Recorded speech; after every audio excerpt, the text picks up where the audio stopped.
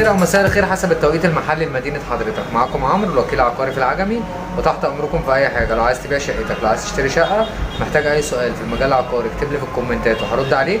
رقم الواتساب بتاعي في الديسكربشن بوكس، انا برد على الواتساب بنفسي وبرد على الكومنتات بنفسي وهتواصل مع حضرتك. الشقه اللي معانا النهارده شقه غرفتين وريسبشن، تشطيب هاي الترا لوكس، رابع عماره من الرئيسي، شارع المنشاوي.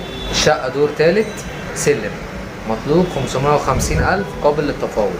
طبعا الشقه لسه بتتفنش التشطيب بتاعها.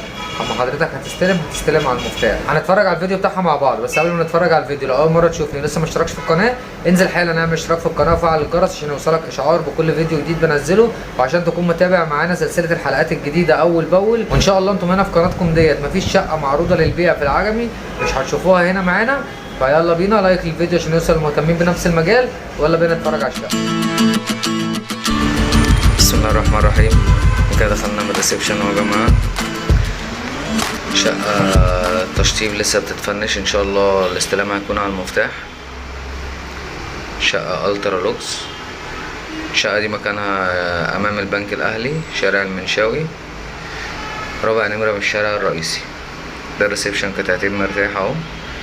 خصوصيه الريسبشن بعيد عن الاوض. دي غرفتين وريسبشن، شايف الشارع الرئيسي. دي كده غرفة، هنطلع البلكونة كده.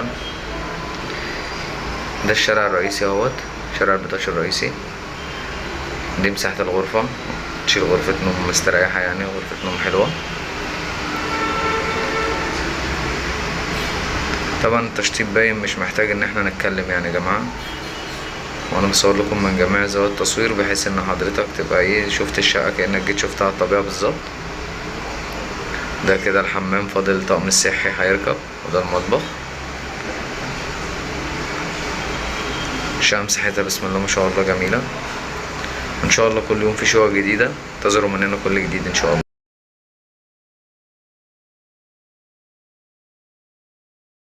احنا كده يا جماعه اتفرجنا على الشقه، وانا مصور لكم الشقه من جميع زوايا التصوير بحيث ان حضرتك تبقى اتفرجت على الشقه كانك جيت اتفرجت عليها على الطبيعه بالظبط. يبقى ان شاء الله حضرتك لما تجيلي، احنا فاضل لنا ان احنا نطلع نبص على الشقه بصه كمان على الطبيعه.